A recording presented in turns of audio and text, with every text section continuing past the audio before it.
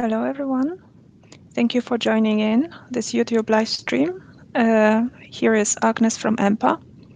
I recommend that you watch first the video that we prepared for you with the introduction of the technology that we are offering in this project. You can click in the information box below to find the link. The video lasts about 9 minutes, and then we will meet afterwards for a Q&A session in this live stream. Enjoy the film.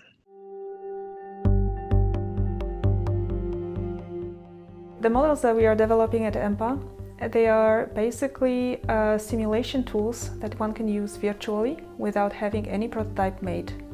So we can think about fabrics, think about designs that we want to use and applications, and try them out fully safely without investing any money, any time, because it's very short period of time that you need to do this simulation, and try it out first fully virtually in the computer.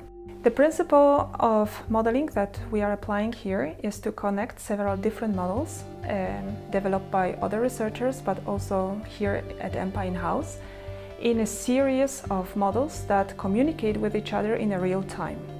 So to the series belongs human thermoregulation model, thermal sensation model, and model of the clothing that includes all the physical phenomena that occurs within the fabric, but also in the air layers underneath the clothing.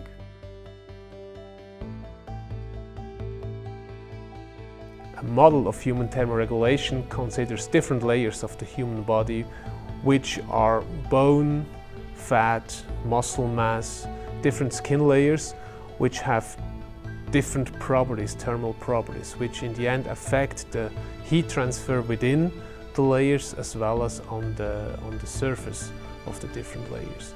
Based on the heat transfer within layers and the interaction between the layers and its environment, we have thermoregulatory responses.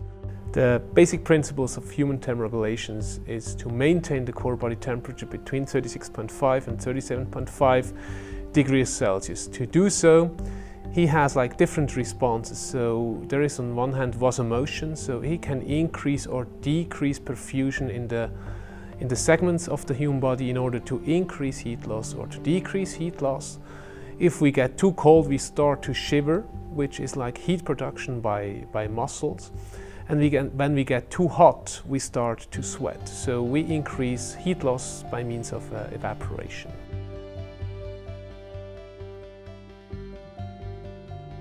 Thermal sensation model is a kind of statistical model developed on a large database of data from human studies, where people were asked how they actually feel in different environments.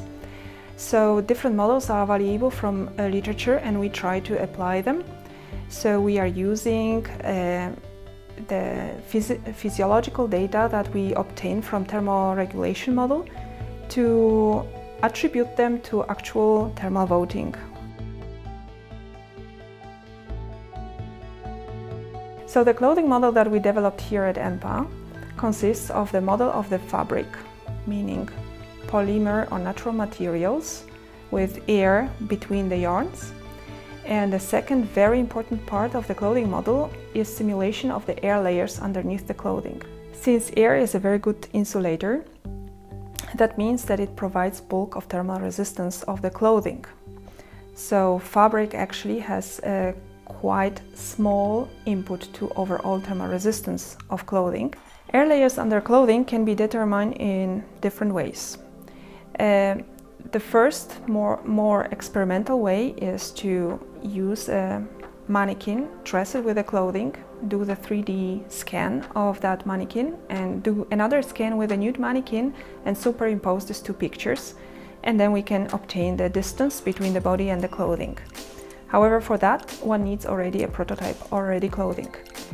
A more virtual and faster way of doing it is to use 3D try-on software.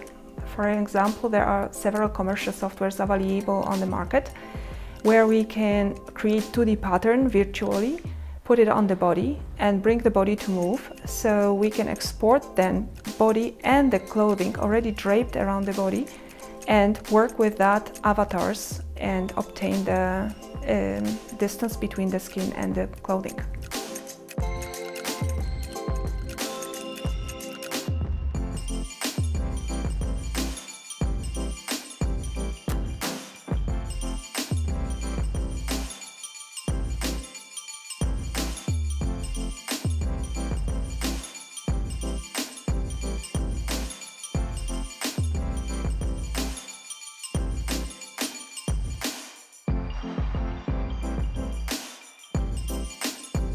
So one of the practical applications where we used our model was developing of the ski jacket with our commercial partners, where the task was to determine where panels that are transporting liquid moisture to the outside of the garment and keep you dry and warm should be placed, and what other conditions should be fulfilled so that the sweat moisture coming from the body during skiing comes to the inner surface of the jacket and condensates there, so that it can be transported by the active panel to the outside of the clothing.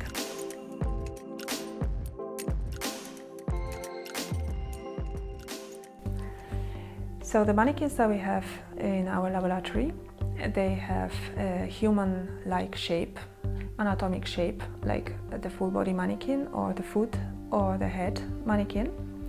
They can be placed in realistic conditions in a climatic chamber, and some of these devices, they can even move in a very human-like manner. For example, walking, like in case of foot mannequin or a full body mannequin. With thermal devices, we can mimic the human body by the means of heat production. So with activity, the body produces heat, and this can be simulated by such kind of devices. Furthermore, we can look how skin temperature, how the surface temperature of the device changes based on this heat production, and this somehow mimics the change of skin temperature as well. Finally, we are able to apply clothing layers as well on these models in order to investigate how clothing layers affect heat loss and heat gain. In addition, we are also able to simulate the effect of sweating from the human body, which is perspiration from the model to the fabric layers, to look at the moisture transport and how it affects the cooling of the body. And we can look at movement patterns as well, so how movement affects air layers within the clothing systems, and in the end how this affects insulation of the clothing. We have the whole family of different thermal mannequins that we are using for different purposes, starting with head mannequin, foot mannequin, hand mannequin, torso mannequin simulating a human trunk, and ending with a complete body mannequin with anatomic shape. Head mannequin is used mainly for testing headgear, for example motorcycle helmets or bicycle helmets, as well as any headwear that is used in cold environments. We can place also our head mannequin in a wind tunnel to simulate high wind speeds, like for example in case of riding the motorcycle. Our foot mannequin can simulate walking movement with a realistic pressure exerted from the ground, and we can test with that distribution of moisture and distribution of pressure in the shoe and its influence on its properties and thermal sensation while wearing these shoes. We also can test socks and other devices that are used on the foot or close to the foot on the leg. The torso device is used for testing different fabrics and structures that can be used on the main body of the human. We can regulate air layers so that we can test how the garment should be fitted to the body to optimize its thermal performance. Finally, the full body mannequin is used for testing final prototypes that are made for human use. And this is usually used to confirm if the prototype is functioning or to compare the new product with competitors that are already on the market or with the previous products and see if the performance is improved. And this testing is usually the final stage before we test it with real people.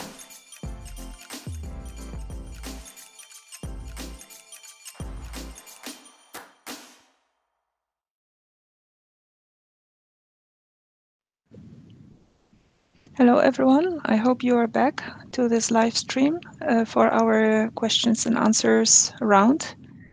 I hope you enjoyed the video, and if you have any questions or need for clarifications or any ideas, please type the question in the chat, and as soon as it pops up, we will try to answer those.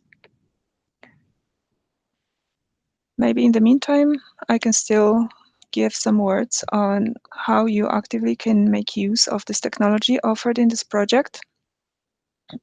Basically, if you have an idea of the concept, and this is not only involves the aesthetic side of the design, but also functional side of the design, where the garment or whatever wearable thing you are thinking of should interact with the human body, should measure any reactions, or should give a sign back to the body. You can actually test it virtually before actually you develop any prototype.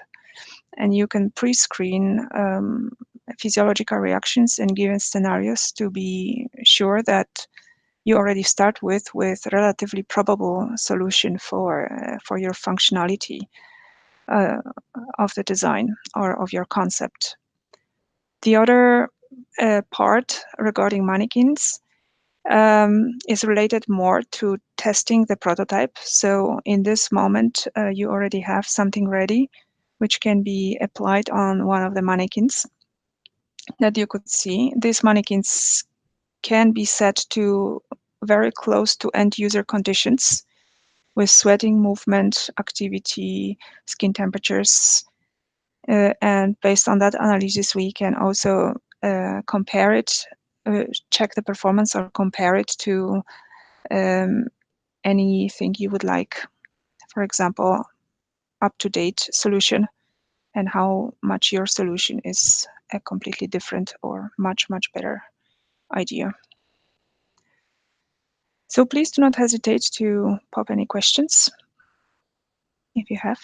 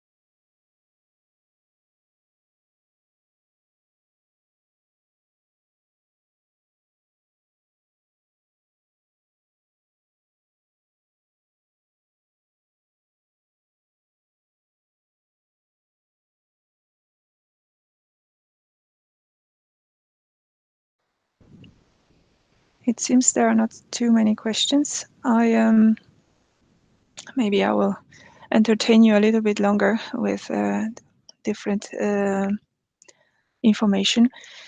Oh, we have something.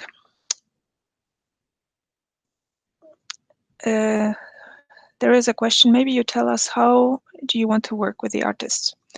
So here we have two possibilities. Either we start to collaborate together at the very early stage, at the stage of the concept, where you don't have anything, you have only some drawings and ideas, and we try to think about application scenarios, and we test it first fully virtually using our models.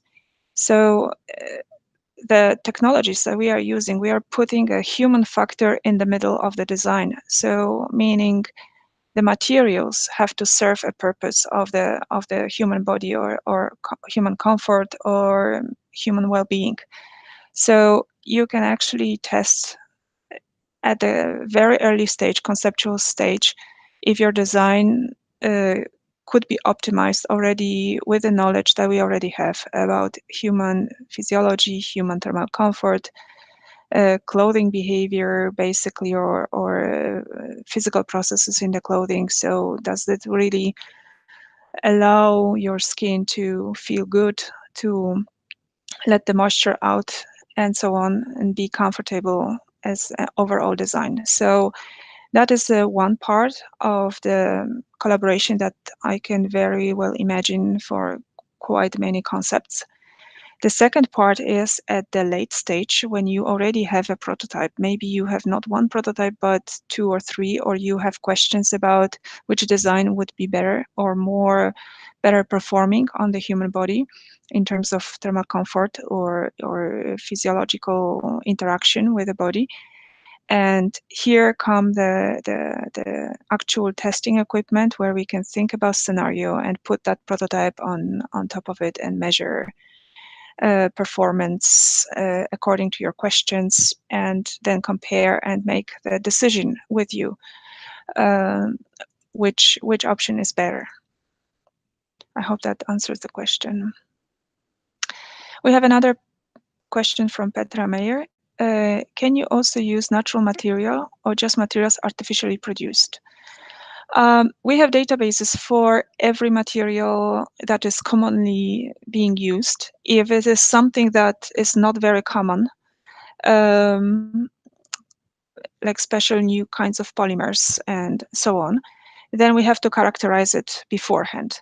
But for majority of natural materials like cotton wool or bamboo fibers and other you can imagine, this we have in our databases. So this should not be a problem at all to work with those materials in our modeling tools, as well as obviously with testing on the mannequins.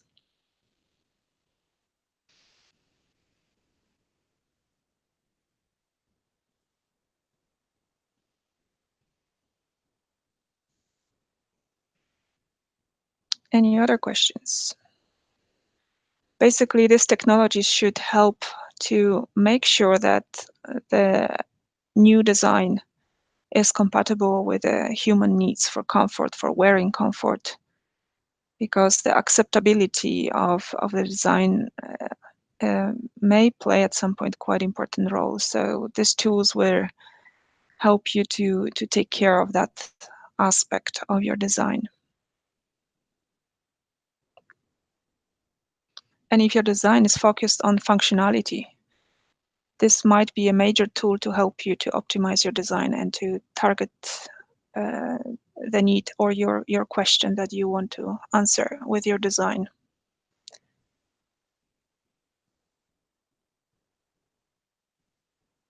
So some examples that we've done in the past, we were optimizing design of skiing jackets so that the moisture can be taken away from the body. We were also working on development on fabric structures that would keep you dry and warm in winter and cool in summer.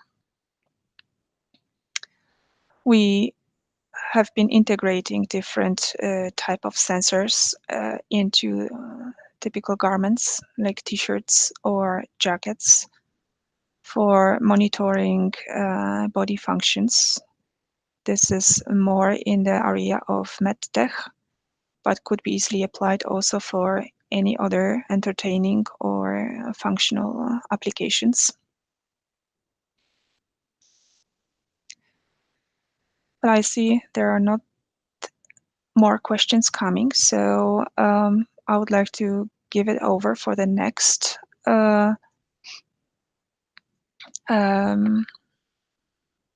informative session with Profactor Technologies on Polyjet of conductive materials. Leo, are you ready to take over? Perfect, thanks. Hi Fox, this is on Polyjet printing of conductive materials and how we are dealing this in Profactor. Again, sorry for the delay due to some technical difficulties, and I hope I can here now serve you a better job. For those of you who were already there yesterday, this will sound a little bit familiar, but nevertheless, like we did yesterday and also in the morning and in the previous session, please follow the YouTube link to the video. We prepared here a nice insight on how we print a small printed circuit board. It should just be for your entertainment. So Let's watch it and let's come back in 3 minutes. So let's say 11:10 due to the technical difficulties. Enjoy. Hi to everybody, it is Pavel from Profactor. Hopefully you are hearing me also. Can you respond please? At least Leo, can you say something? Yeah, I can hear you. Perfect.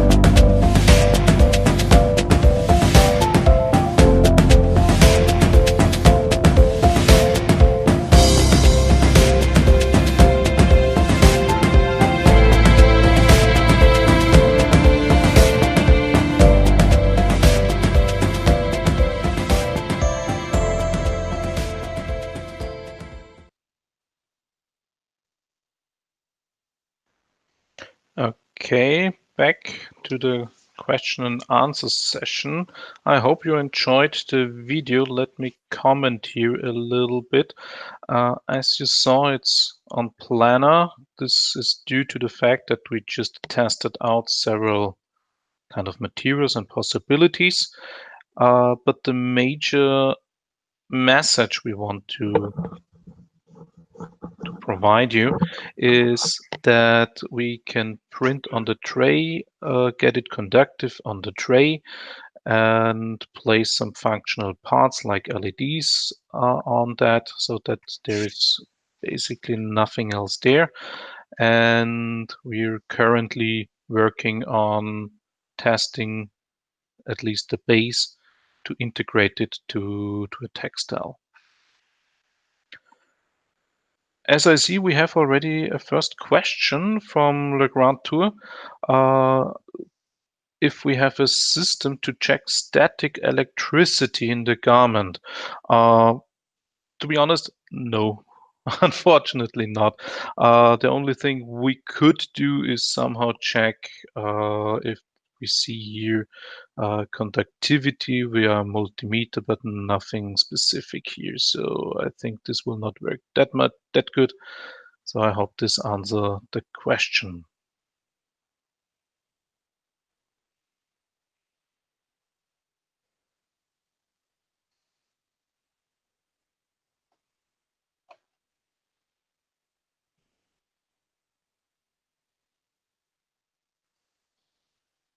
Also, maybe a comment again with the bridge to the session yesterday about Polyjet printing, as this session is also kind of related to Polyjet as the name suggests.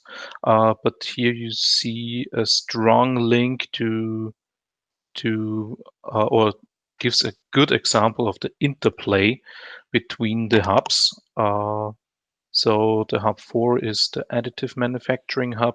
In hub 5 we have the cradle from analog to digital. So this means we go here from We all deal with printed electronics here, and tomorrow is the Hub 6 dealing with indeed integration and sustainability and so on the eco aspects.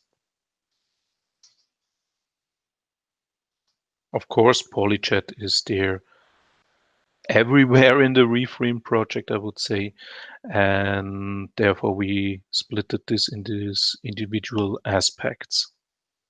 Of course, if you have questions related to, let's say, the organizational stuff of the project and so on, please refer to the help desk. You find here also the link below, and I think also in the description.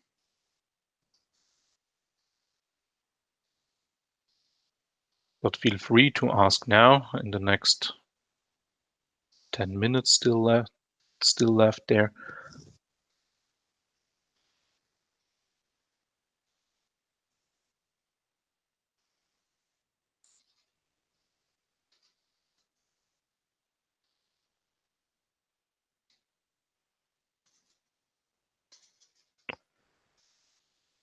Question from Petra Meyer is, how do you involve this technology into natural material or clothes? There can be several aspects to that, or several strategies to that. The first one is kind of the natural, as you might have seen in the video, that we print or we built the project layer-wise. This means we could start with the clothing and print on it. There are also strategies to directly create, let's say, a clothing out of Polyjet and integrate it directly there. So here you see this could lead into a higher complexity in building the object or building the fashion piece. But these are the two aspects that come to my mind now immediately. Natural materials, I think you also mean, let's say, bio-based material, biodegradable material, can be integrated, need to be tested for sure. Therefore, we are here the scientific technological partner to test things out in advance as well. And to give you a little bit of insight, the first thing is to try to print the material on something in this aspect. So when we have, just an example, a wooden piece, we try to print the conductive material on it, try to sinter it. That's also one key aspect in enabling here a conductive path, and see how it behaves, if the natural material can withstand the sintering conditions, or also the compatibility of the material itself. Just a little bit of insight with not much going into the detail. I hope this answers the question to your satisfaction.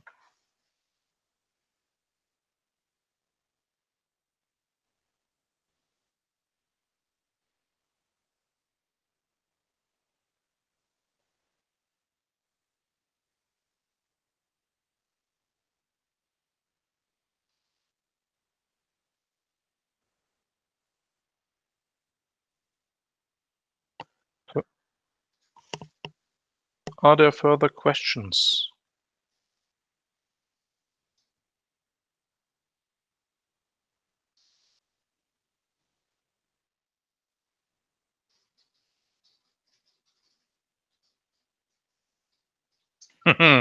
That's one tricky question. Cost relation. So Petra, about the costs and the prices. This is sure strongly depending on the model, on the piece you want to produce. Speaking of material costs, we are currently using silver-based inks for integration and establishing the conductive paths due to some, let's say, technical reasons, and of course the sintering conditions are there, moderate and good to handle.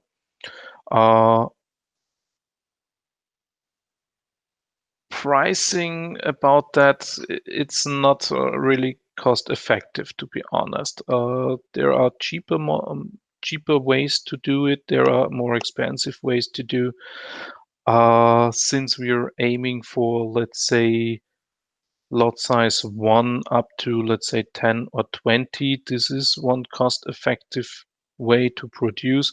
If I'm thinking about mass production or going into mass production, Polyjet might not be the best suited at first sight, but considering the individualization aspect and highly integratability, then we are back here on the one technology or one of the few that can indeed serve the job.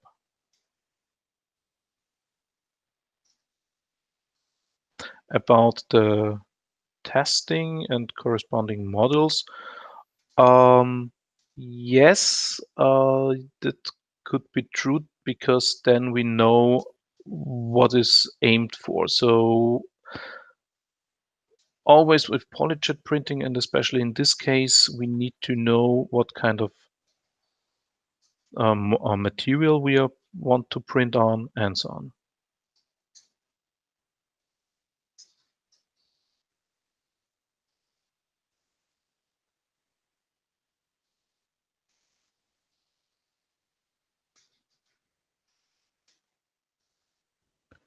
Within the Re-FREAM project, just to mention that, the material aspect and paying for the material is a thing.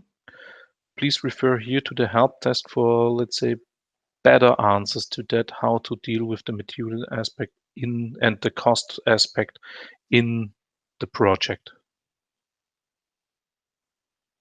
Yeah, a sample would be helpful.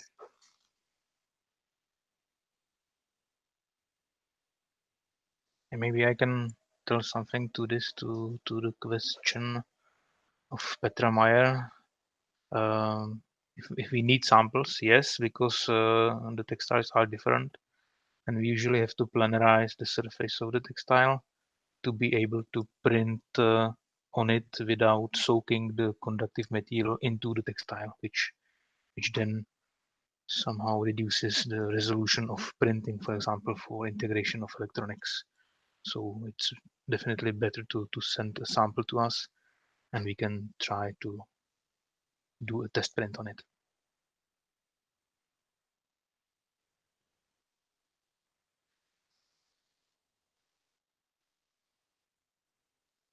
Question from Tessa. Yes, we have experience on printing conductive material on textiles. However, as Pavel already mentioned slightly, soaking in to the fabric of the conductive material is a challenge. To overcome this, we have here some solutions and some experience on that. Yeah.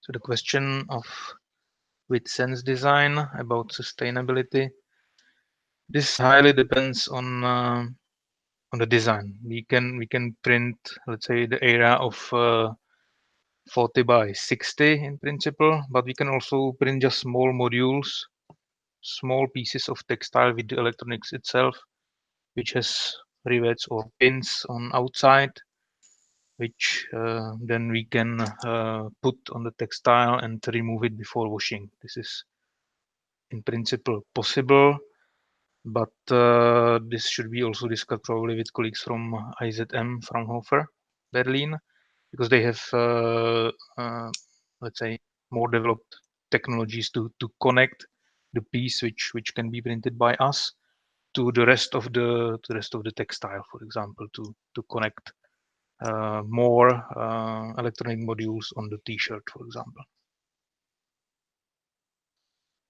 So the question is about how to develop the technology for connecting our printed modules on small pieces of textile to the rest of the garment, for example. Question from Tessa about printing with conductive flex filaments. I think that here to clarify here is a good idea. Polyjet is a printing platform based on inkjet printing. So it's basically the same as your office printer or your inkjet printer at home.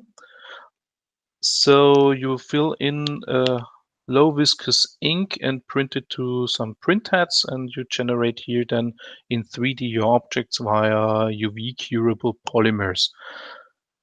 So printing with filaments is kind of obvious that this is not possible with Polyjet.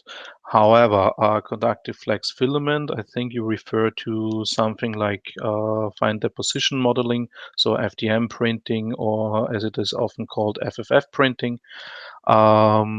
We personally don't have experience with that, but I think you can refer to Haratech in Linz.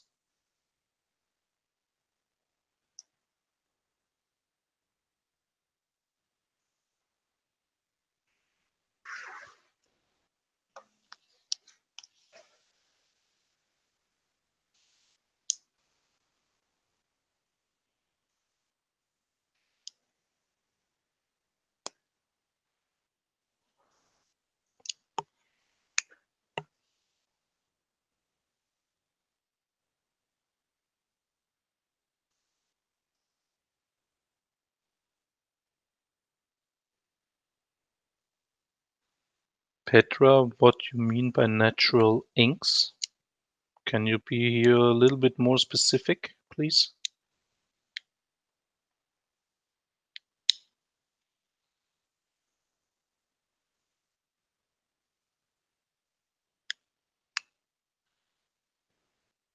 The limitation for Polyjet printing, to take this up, is that you need to have a low viscous ink. This means that we have a certain viscosity range where the ink can pass the printhead. That's basically the only limitation. So yes, if this natural ink fulfills this, then we could print it. I want to add that also particle size. Exactly. So the particles, if the ink contains particles, for example, graphene or silver, like we use, has to be small enough to get through the inkjet nozzles, which are in the printing head.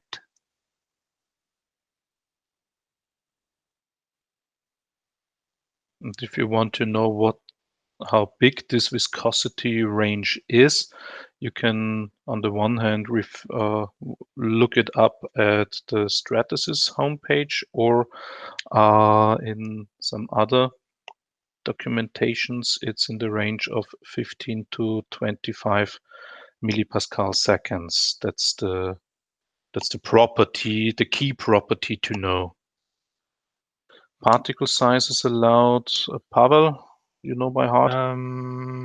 Yeah, it's in the range of hundreds of nanometers, because the nozzle diameter is tens of microns, and the particle should be at least 10 times smaller.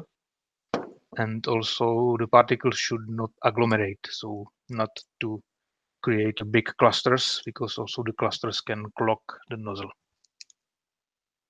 So it should be homogeneous dispersion of nanoparticles, basically. Yeah, so when you have particle sizes in the area of 100 to 200 nanometers, you're fine. 1 micron is already a challenge, so this can cause serious problems.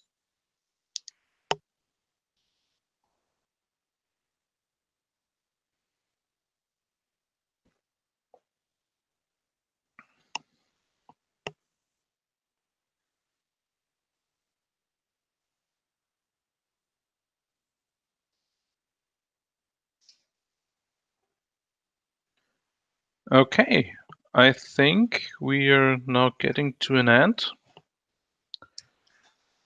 Since the session, I think originally I think it's until 11:30. If not, then I hope you enjoyed the additional time. I'm not so sure about if it's 11:20 or 11:30. Nevertheless, I hope you enjoyed the session from analog to connected of the Re-FREAM project today. And it continues tomorrow with the hub from Valencia. And until then, thanks for your questions.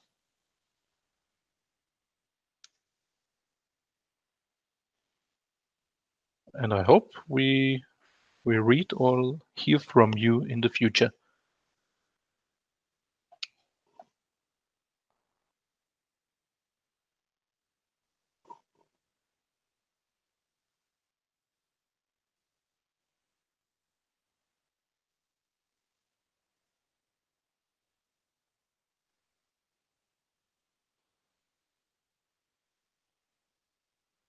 Okay, so again, let's say bye to all of you. It was a pleasure to discuss a little bit.